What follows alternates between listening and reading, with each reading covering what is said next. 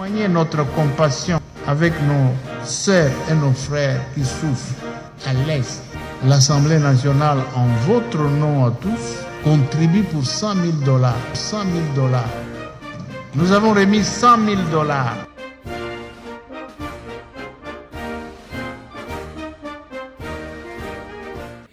Masolona de Pité, nous sommes en direct à Kinshasa, la capitale de mon pays. Masolona de Pité, je vais parler de deux grands points. Rencontre à Fachi, na Kagame na Qatar, batutu balobi, ebele balobi. Misusu pe bazui découragement. Ndenge nini Fachi ke ko solo na ye. L'Infouka, je vais vous donner des dessous des cartes. Visite ancien président Joseph Kabila, Natabo Mbeki, ancien président, il y a Afrique du Sud. Pendant plusieurs minutes, l'ancien président parlait. Qu'est-ce que nous avons retenu? On a déposé aujourd'hui la proposition de loi sur la reconnaissance et un génocide de Nambo Karabiso. On a déposé aujourd'hui. En notre qualité de parlementaire, nous avons déposé aujourd'hui.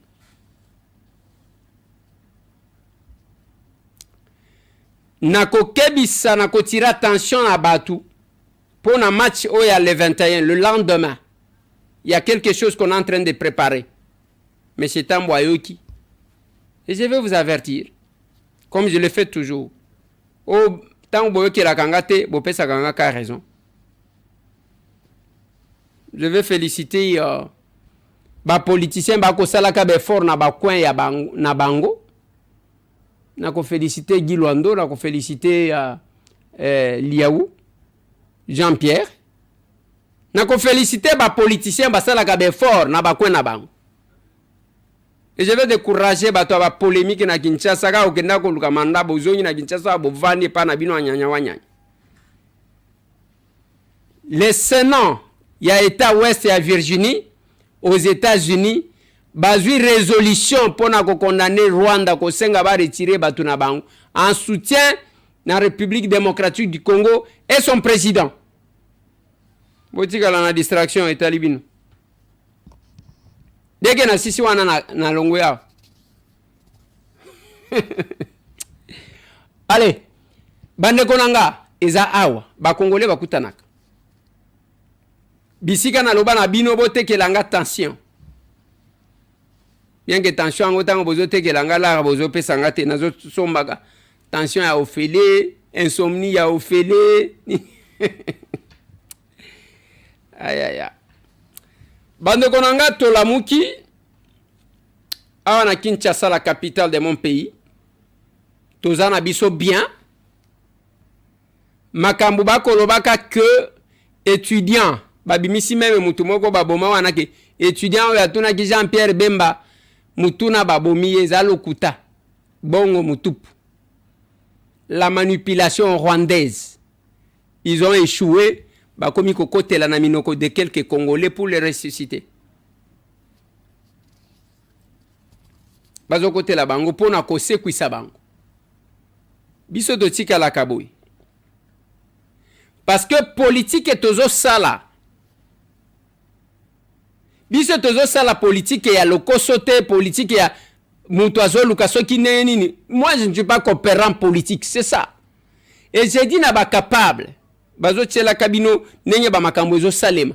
Na lobaka na ba capable, c'est nous qui faisons la bonne politique et la vraie. Tangu makambo bitumba ebimia obatobele ba sepeli ba mécontent ba lobial. Allez, ebe banango ka kebe banango. Nous avons pris les devants pour défendre. On a pris les devants totali mutute. Muto azali ko pesa pe bizombongo azate. Tozo bunda na chaîne oyo nazo lekisaka biloko lelo nazo lekisa marche yakuna na lekisi ya boy na boy. Nazana ba travailleurs, mes collaborateurs. Oyo sengeli ba futa bango. Place tozali to fute la kandaku. Groupe électrogène soit du courant qu'il faut carburant ainsi de suite. Nous avons un poids ba caméra et d'ailleurs neye tozo lobao. Toza même na déficit ya ba caméra et reportage. Toza na déficit, on n'a plus de caméras presque. Mais nous sommes là, nyonso tozo sala. Toza chaîne oyo toza kanaba sponsor te. Soki ndeko moko ayoki mutema malamu asungi biso nde wana tozwi lisungi. On n'a pas de caméra ya reportage ya kokita bonabo totikala ndengwa. Tozana ba partenaire te, tozana ba sponsor te, mutu apesa kabiso mongo azate tozo se débrouiller ndengwa. Il faut être un homme, il faut être un patriote pour tenir. Na loba na bino ezala na ba ministère ezala wapi? Tokomi wapi oyo kotaka te, tozala kana biso te. Ezana ba accrédité je crois na ministère moko mais kuna ngo kofuta problème. Et nous sommes ici, nous servons la République. Notre façon de servir la République est que c'est n'a batumisusu. Je le fais parce que je n'ai que ce Congo comme pays. Voilà pourquoi je me bats bec et ongle. Nalobi nabino que je tiens à féliciter Jean-Pierre Liaou, je tiens à féliciter Guy Luando. Ndenge na félicita Matata Ponyo Mapon. Wana otike. Pona nini? Matata l'équipe premier ministre. Kindu wana bozomo na poussière nde mtu ezalaki wana. Batie ba makadame presque na babalabala nyonso. Alors que zana ba premier ministre belé ba leka même biso tozwaki ba premier ministre. Kasai wana bazo combien de premier ministre? Mais bota l'état ya Kasai. Mbujima c'est maintenant que ne batie makadame. Kananga bazo bunda nan. Lomami kutu kolobate. Kabinda nyanya wanyanya. Sankuru eloko moko te. Naloba même na bino na tali sabino que parmi ba province bato bazwaka ba poste. Batetela bazwaka ba poste ebele. Basonge pe bazwaka ba poste ebele. Baluba bazwaka. Mais tala siko epa na bango retour ezalaka te. Kaka ba raison, kaka koswana, bokozwana ti wapi. Pourquoi je félicite Liaou? Bokomona stade bango ya sali epa na bango na Bumba. Compétition ya munene ko sali makuna. Aza ministre ya sport te, aza ministre ya fonction publique. Ma sali quelque chose epa na bango. Moi j'ai toujours salué ça. Otali Guy Luando, tu as pas na bwende tozaki kokita tango zokita, bozomona même pas piste te. Pona zamba, le aéroport na bango et comme bien basali pesta dia ke compétition munene ko tiko salema na bwende. La géopolitique na ibsa kabino. Tangu bazono meyo, tika kozwa manda oju angolo kola ya yo, ti te réjouis ozotonga ka ba villa na Kinshasa awa, okomi mutu mbongo et pa na yo kendaka te parce que oza même pas na toilette otonga te. Bazozela mukono kokufa okene ko tikela bango tombo. C'est bizarre. Yangonga na lobaka na bino. Si moi je pouvais décider, ba peso vacances, ceux qui ont vacances, n'ayez de ça la vacances, ceux qui ont un mois.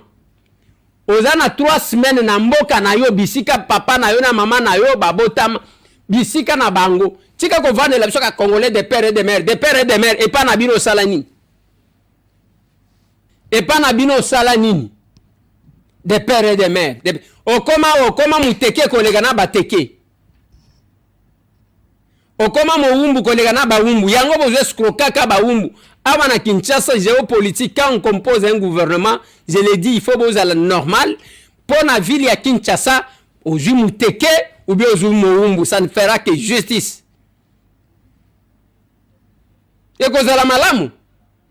Et les gens doivent apprendre à kobongi c'est pas na bango parce que ceux qui ont tinde na vacances c'est pas na bango akotonga ka mwandako akotonga mwa toilette akosala ta mwa forage akome mata ba mwa panneau ba tu ba bénéficier au lieu akoya na campagne électorale ndebo ena ba lampadaire mutu akocha nzungu alambi.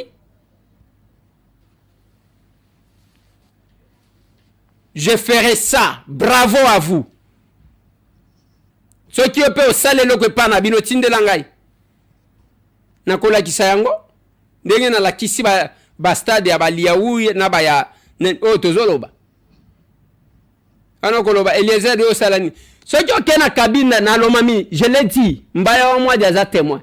Ngande na kesi ko rappeler makambo ya national numéro 2. Je ne suis pas élu de là. Na ke comment na gisaro pona kolobela ye. Naza élu akuna ta. Okokuta mboke zokufa basonge wana ka koswana musonge mukele musonge koswana na Kinshasa ba villa mbongo eleki mais epa na bino même kamwa piste ya ki avion ko kita ezalaka te baninga na bino bazotonga ka ba stade bino eloko moko te ka koswana bino na batetela ndenge moko okende kuna na loja bazo papa ka batu ba machete on maltraite les gens lokola à l'époque coloniale mais kende pa na bango ce qui otali ba fonction bazwa otali ata loja yango wana otali chef lieu na bango Lusambo anyanya wanyanya mais dans chaque régime ba se retrouve kaka bato mitema mabe ya modèle wana biso to sala ka politique à modèle wana ta nous faisons la politique autrement. Ce qui est l'ignolo bananga de père et de mère, to kende na mboka na bino la kisanga mboka na yo, otali sanga nini osala na mboka na yo pour kenandim. Olia okendaka kwa mbrouiller batu na campagne électorale nde oyekoloba. Oyebite na zaka mwana kasi ya tata okomi ko se présenter. Papa, commencez par arranger chez vous. Botika kimuyibi ya modèle wa. Nazo senga la ba service de sécurité. Match Oya le 21. Bazali commenter un groupe Yabatu. Na ebina place bazo sanganaka. Na ebina ndenge bazo bengaka bango. Na ebina mbongo si babimisi pona kopesa bango. Problème na bango eza ya ke soki bakomi na stade. Omona bomona ki basala ki avant baya ko sala ebele akotalisa ke awa na Kinshasa nanga zana batu awa na Kinshasa et je sais qui envoie les moyens. Oui. Koya ko tunanga te ke ezawapi que chacun fasse son travail. Ce qui boyoke lingaite vous allez vivre ça. Bakotinda bayanke moko, je connais l'argent qu'on a donné, je connais les stratégies, nandenge bazolo banabang. Vous savez, biso tozalaki na kati ya opposition. Et bisika tout bazo monter babiloko. Ekozalata na mutu moko to mibale bakoyebisanga. Yango chaque fois que je parle de quelque chose, bon mon angote que je ne viens pas passer le temps ici. Naza parlementaire na uti ko déposer. Bakotia la bino mo extrait. Ma proposition de loi sur la reconnaissance et un génocide congolais. Ceci est un autre front parlementaire ouvert par les députés nationaux Eliezer Ntambwe qui ne veut pas que les crimes commis sur les sols congolais ne restent impunis. Ce mercredi 19 mars, les représentants du peuple viennent de déposer à l'Assemblée nationale une proposition de loi relative à la reconnaissance du génocide congolais entre 1998 et 2025. En notre qualité de législateurs, nous sommes venus déposer une proposition de loi portant reconnaissance des génocides congolais. Parce que, bien sûr, que les mandats passés, nous avons eu à voter une loi qui protège les victimes, qui les indemnise en même temps, mais on n'a pas jusque-là, sur le plan légal, reconnu qu'il y a eu génocide ou qu'il y a eu génocide en République démocratique du Congo.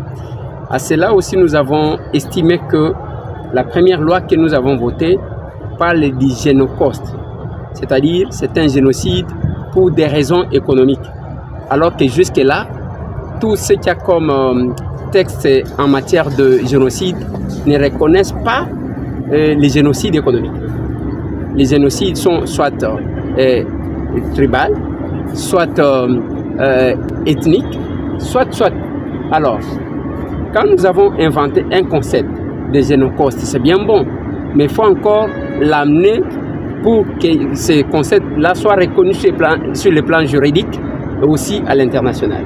Voilà pourquoi aujourd'hui, nous sommes venus déposer cette proposition de loi pour la reconnaissance du génocide. L'auteur de cette proposition estime que les crimes commis sur les sols congolais ne peuvent rester impunis, surtout à cette période où l'agression s'est aggravée.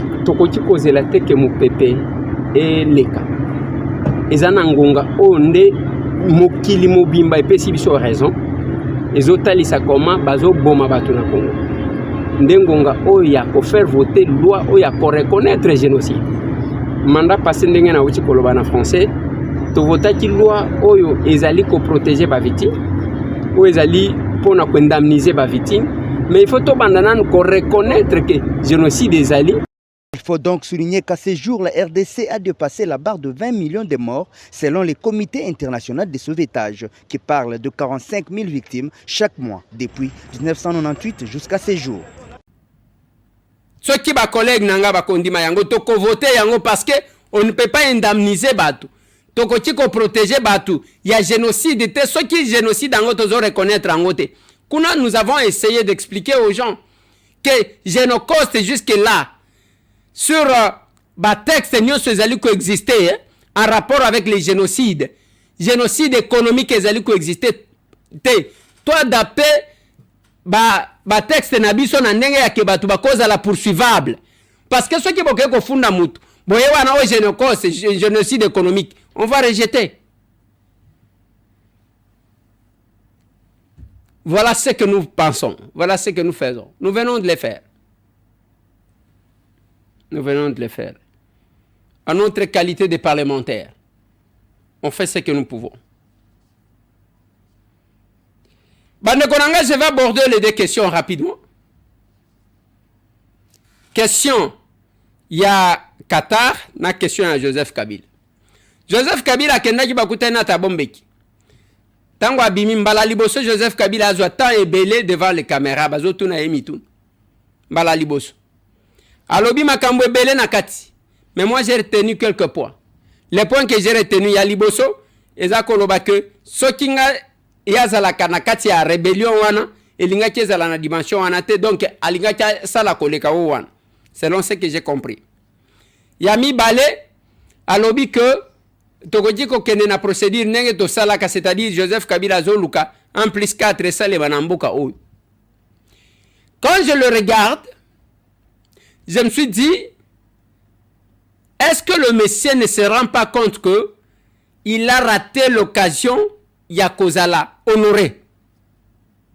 Ce qui Joseph Kabila asala kabisala sala oyo azo salate alingaki atikala un grand Messie, un grand homme. Lelo bandi kotambola na ye eza différente na kotambola na ba oyo bazokenda ka États-Unis pour chercher à blanchir, à justifier les Rwandais. C'est ça l'objectif. Et ça n'a pas mususu ta. Bazaki kotika ba communicateur na bango ba communiquer. Finalement bango na ba Kagame ba moni ke communication na bango ezo kokate bango moko ba bima. Aujourd'hui, c'est Kabila qui est en train de marcher pour na ko sala lobbying ya Rwanda.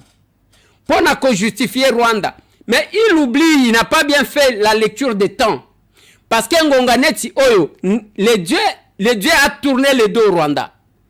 Nous sommes en train de sala et simbate. Est-ce que c'est difficile de comprendre ça? Le Sénat, il y a Ouest et à Virginie, basé résolution. Papa Fichelenga et le Kowan. Il y a qu'à soutenir la RDC, les chefs de l'État, bazo condamné M23 na balien na bango ba Rwandais pour que ba bima. Ça c'est aux États-Unis d'Amérique. Botala comment le monde ba tout va se tourner contre le Rwanda. Lelo réputation nyonso ya Rwanda ko inase. Bazaji côté ka génocide, ba tout nyonso va comprendre que ba sase ya liboso za bango. Bazaki o visite Rwanda ezali susute. Bazalaki o minere zate. Bazalaki o tourisme zate. Bazalaki o sport zate. Nyonso komi mabe pona contre ba Rwandais. Est-ce que c'est difficile de comprendre ça? Namoni même polémique. Namoni collègue nanga Lydia Mutebele. Atindeli ngai Adjotu nangai, qu'est-ce qui s'est passé? La photo, il y a chef de l'État na Qatar, na lobby. Collègue, eloko ya malamu nde yango wana. Eloko ya malamu nde yango wana. Plus d'une fois, je vais demander 2 vidéos pour que to commenter na bino, to comprendre na bino, apprendre to kozonga. Ya liboso, chef de l'État, azoloba au cours d'une émission. Alobi ngana lingi ko solo na batu wana te ba commissionnaire. Mie vona solo na oyo atinda kabango. Ce que j'ai dit, c'est que je veux parler avec le Rwanda, pas négocier. Vous avez raison. Parler avec le Rwanda pour demander à M. Kagame, criminel de son État, qu'est-ce qu'il a à voir contre mon peuple. Yami Bale, tozaki na rencontre ya Union Sacrée. Na kati ya rencontre ya Union Sacrée, alobi oliena solo na ba commissionnaire ba Pantin. Mie vona solo na oyo atindaka bango na tuna ye en face. Papa, okotielanga vidéo wana. Pantin, quand ils sont en face de vous, ils vont répéter le message de leur maître. Alors tant qu'à faire, je préfère parler avec leur maître. Et quand vous avez vu, nous avons parlé avec leur maître. Nous sommes arrivés au 15 décembre. Qu'est-ce qui s'est passé? Il a fui. Dialogue, oui, je veux un dialogue, mais dialogue pour qu'on foute la paix définitivement à mon pays. Qu'on nous laisse évoluer tranquillement vers notre développement. Mais qu'est-ce qui vous étonne? Parce que Luanda, c'était que Pantin bakokaki koya. Là où la diplomatie a joué, babeti bango ba sanction, bango baboyi koya, bakokaki pe koya te parce que le chef de l'État nous avait prévenu ça que bakoya na bango te. Mbala moko bomoni patron na bango ke kovanda. Jusqu'aujourd'hui, Kagame n'a jamais reconnu que Asala Kabiso bitumba et que ba militaire na yeba sur le sol congolais. Mais tant que vous avez ne répondre, et ça pour parce que tozana kati ya epana été. Ça c'est un. Deuxièmement, bota la photo, papa affiche la photo wana tango nazolo. Bota la photo wana malam. Vous sentez que Kagame est en train de négocier na position de faiblesse. Il a été affaibli. Bota là les deux messieurs. Regardez Félix Antoine Tshisekedi Tshilombo. Regardez Kagame. Botali nani Amirango Oyazan face na bango. Vous allez comprendre que le monsieur est en position de faiblesse. Pourquoi? Ba sanction yo bandi. Ba Katari o bozomona. Rwandair bazakane lokote eza avion mingi bango ba pesa ka bango. Société oyo ya raffinerie. Ba Katari bazana ba parwan. Bazo sentir que makambo ezoya. Et kotango bakeko kutana, les Américains sont allés là-bas na baris pona solo la makambo ya Ukraine. Kaka na Qatar. C'est difficile de comprendre ça. Mais tango ozotala monde entier contre Kagame. Kagame akima Angola aboyi ko kende. Na sima ya bango ko solola aboyi ko kende pona ko signer akimi. Kuna répondre mbangu parce qu'il est en position de faiblesse. Tant que bazolo bela cesser le fait. Pour balobi cesser le fait, ezo déranger bino nani. Cesser le fait un avantage na biso. Parce que bango ne ba zaki ko s'agiter bazo kende. Mais botika bokomona makamunenge ko salem. Je vous ai dit bolinga te bitumba oyo bisonde balongi. Et cette rencontre ya Kagame qui a fui Luanda et puis balongoli yango na Luanda pourquoi? Okoya kokuta ke ba président africain ba ebele ba komaki kolia mbongo ya Kagame bazo banga ye. Na Union africaine je vous ai dit Kagame s'est tenu comme ça. Alors je peux cracher sur vous tous. Na ko finga bino nyonso. Et puis na kei akoma kindengwan arrogance mo wa ko sagana te siko ba isolé to kende musika ce que zotala Amir ya Qatar na fati nde mutu bazo seka ye akitisi mutu nanu ba seki yete ba ko seka ye muyibi na lobaki na bino to lingaki to banga bakozo walika e bakozo bo na lobi na bino tolingaki tobanga soki muyibi ayebanaka te. Tant que Kagame monde mobimba bayebi ki aza muyibi, on va récupérer. Le chef de l'État nous avait dit que fin ya bitumba oyo ekozala ndenge mususu. Vous savez, je vais vous mettre quelque chose. Pendant ce temps, Joseph Kabila a rêvé que tokozonga na 1+4. Papa, vieux Frank Diongo. Yo lobinini, Kabila kanisa kinini. Soko Kabila kansaki a def Félix Tshisekedi quitte ya président a ko récupérer yango eloko. Aïe. Vieux, bape sa confiance nanani. Bape sa confiance na Félix Tshisekedi a ko trahir mboka. Azamona. Na quitté. Est-ce qu'il a trahir mboka? A ko trahir mboka. Azamona. Félix a trahir mboka te? Ngate mtu na solo. Frank Diongo shamba.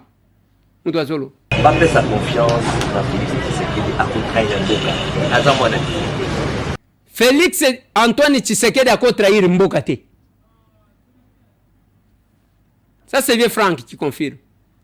Kabila soja kanisa qui a défi ça qui Félix Kiti.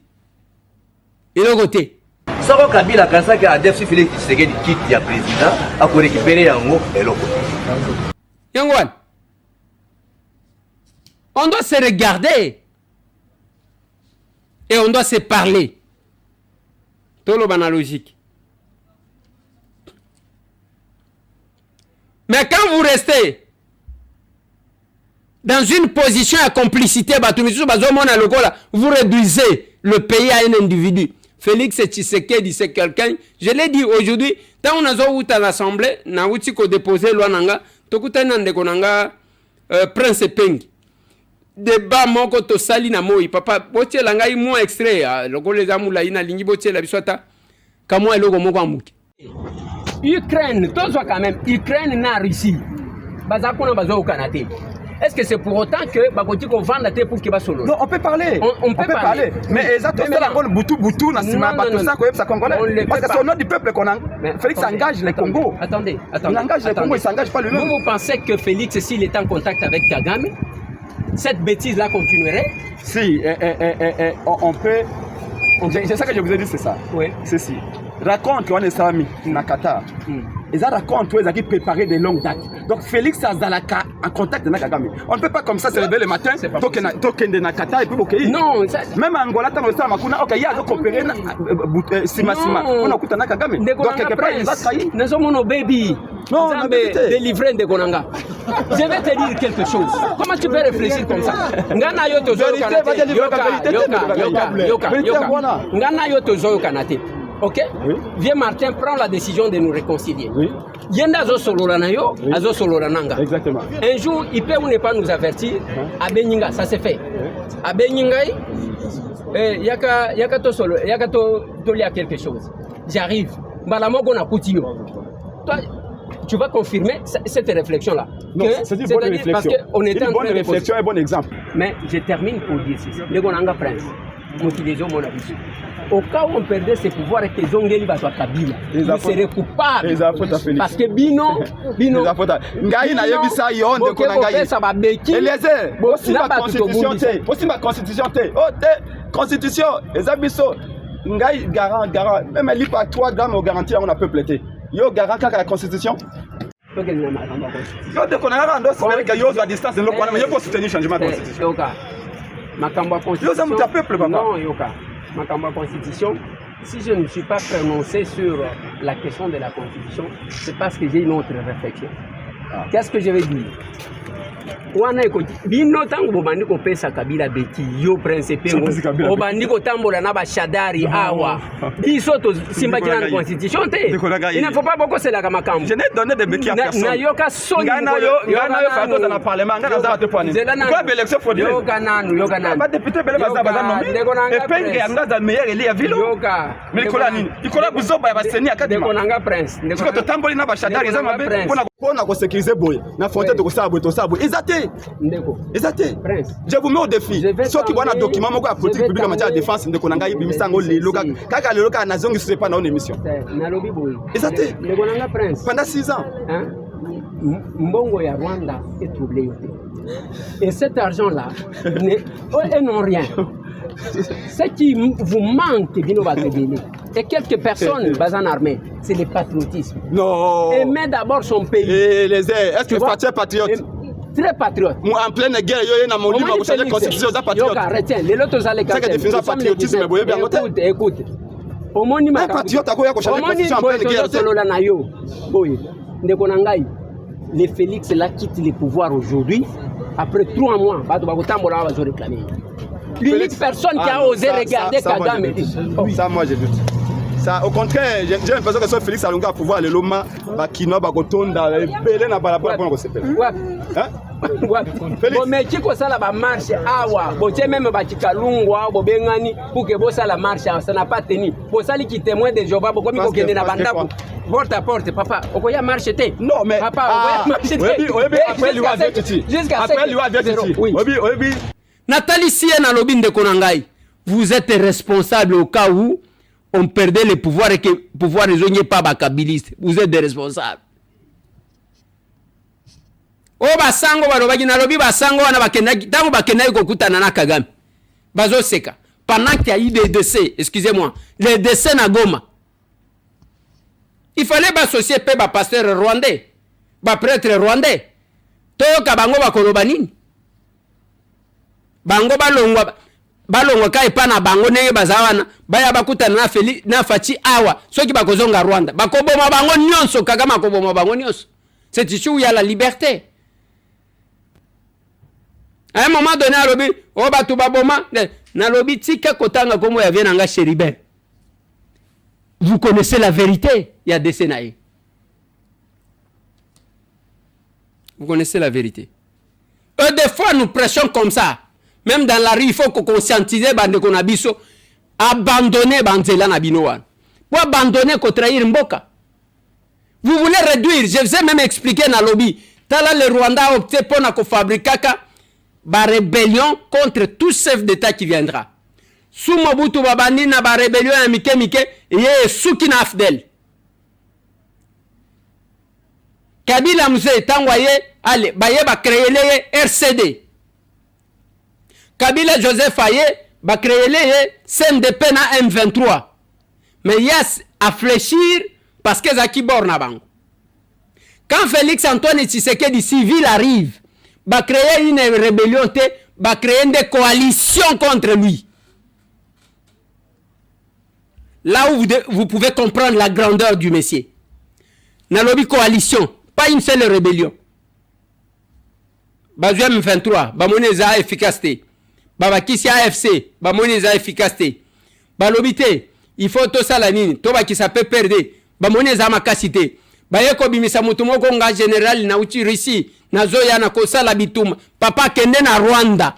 On n'a pas besoin des assassins qui viennent nous ajouter des morts ici. Alongwe kuna, oh gendarme Katange, bayeko la muka, oh biso to zaba gendarme Katange, to sali babaki sami. Donc basali coalition contre un seul civil. Mais quel que soit ça, le monde ne fait que donner raison. On a condamné, on a condamné, on a condamné. Tu vois la place va gobimer. Na moni même mutu moko asali caricature moko ya bisi mwana nanga baba ni mbangu. On va voir, baventure wana ya soki ndeni. Est-ce que vous sentez ce que nous sentons? Voilà pourquoi j'ai toujours dit aux capables, l'avenir de ce pays entre vos mains. Kolinga Yamboka. Venez nous visiter ce samedi, on aura encore échange patriotique. Le 22. Le 29, d'échange patriotique na Benelux. Échange patriotique na Benelux, le 29. Tant moussous.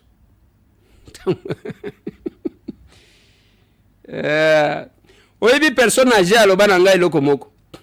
Alobi, moi no yo moko alelaka mingi. Ce que vérifie comment na ke yende mtu azalaka na faute. Kagame azaki kokosa monde mobimba. Oh babo makepa na biso. Aujourd'hui abimi na poisse. La photo est là, remettez-moi la photo. Fatigué. Amorti. Bravo à tous les Congolais partout. Bisika nyo so bozo sala tant soit paix. pour nous faire condamner. Tokendaka na nini papa oko remettre nga quelques vidéos wana tokendaka na prof Mbata na Jean-Marie Lukulasi wa yakiao. Ndenge tokendaka tout ce qu'on a fait, chacun fournit des efforts. Tchela nga ba photo wana. Ça c'est le travail. Je te salue. Même Awa, nous continuons les contacts. Je demandais à l'honorable Lydia Moutiebele et puis Gladys Kazadi Nalobi, tango mususu na koza la kuna. Bozolanga déjà ba contact, on doit rencontrer les gens, les officiels, on doit leur parler, tout continuer la diplomatie, que chacun joue son rôle. Bravo à tous ceux qui font quelque chose. Bravo à tous ceux qui se battent. Bravo surtout à vous qui aimez votre pays. Je dois dire bravo na ba wazalendo. Déterminé comme toujours. Bakobenga bango ba indiscipliné, bakobenga bango anande bande ko na biso. Mieux vaut avoir un indiscipliné qui aime son pays que d'avoir un traître qui veut tout avoir pour vendre son pays. Il en est fini. Témoigner notre compassion avec nos sœurs et nos frères qui souffrent à l'Est. L'Assemblée nationale, en votre nom à tous, contribue pour $100 000. $100 000. Nous avons remis $100 000